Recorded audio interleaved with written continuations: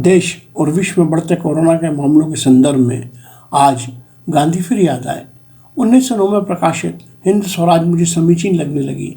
एक सदी से भी पहले महात्मा गांधी ने आह्वान किया था, हमें आधुनिकता से मोहित नहीं होना चाहिए। ये कोरोना दुष्काल उत्तर आधुनिक विश्व के लिए एक चेतावनी है।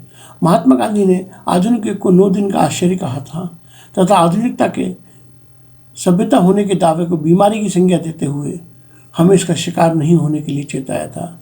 यह आपका विवेक है, आप इसे भविष्यवाणी माने या नहीं, पर वायरस के संक्रमण और मौतों की बढ़ती हुई संख्या को देखते हुए गांधी के विचार के मर्म को जरूर समझें। मुक्त व्यापार, सस्ती उड़ान, सोशल मीडिया विश्व को जरूर पहले से कहीं अधिक निकट लाया है, लेकिन हम अधिक कमज़ोर हुए हैं। जैसे जैसे मानव समाज परिष्कृत होता गया है, वैश्विक संबंधों में जुड़ाव, मशीनों और कंप्यूटर पर निर्भरता बढ़ी और हम असुरक्षित होते गए हैं। इसके एक संक्रामक विषाणु भी आता है जो पूरी व्यवस्था को तार तार कर देता है।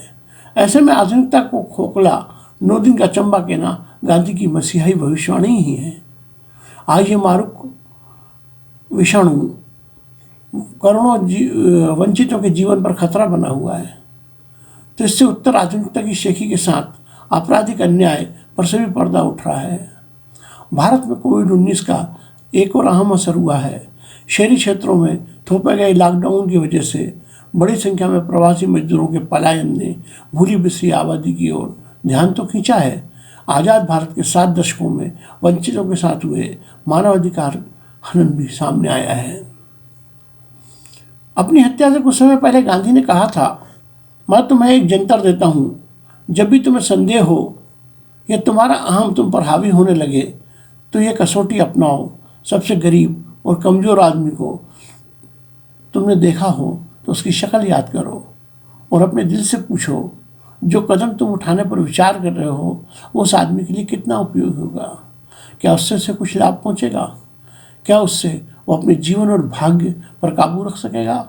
यानी क्या उससे उन करोड़ों लोगों को स्वराज मिलेगा जिनके पेट भूखे हैं और आत्मा तृप्त?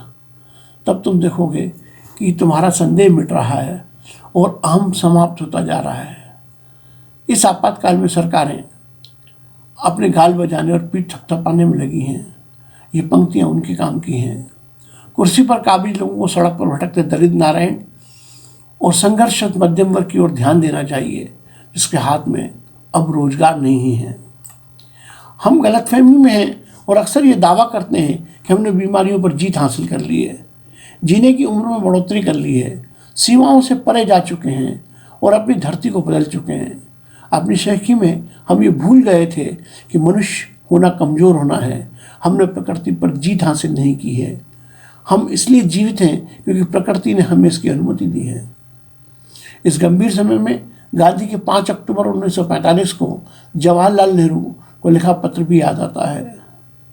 गांधी जी ने लिखा था, यूँ तो पतंगा जब अपने नाश की ओर जाता है तो सबसे ज़्यादा चक्कर खाता है और चक्कर खाते खाते जल जाता है। हो सकता है हिंदुस्तान इस पतंगे के समान चक्कर से न बच सके। मेरा फ़र्ज है आखिरी दम तक उसमें उसे और उसके मार्फत जगत को बचाने की कोशिश करूं। गांधी की चेतावनियां हमें चिंतित करने की बजाय नए सोच अपनाने के लिए प्रेरित करने वाली हैं, बशर्ते हम माने। आज ज़रूरत नैतिकता के साथ समेकित आर्थिकी, राजनीति और तकनीक का उनका मार्ग, जिसमें दरिद्र नारायण का कल्याण मुख्य हो, इस चिंताजनक दौर में है हमारे लिए दिशा निर्देशक हो सकता है। 20वीं सदी के शुरू में जब साम्राज्यवादी आधुनिकता अपने चरम पे थी, गांधी की चेतावनियां अनसुनी कर दी गईं। नतीजा सबके सामने है। 21वीं सदी के तीसरे दशक की शुरुआत में जरूर सुनिए, जब हम आधुनिकता को खुद ही संकटग्रस्त मान रहे हैं।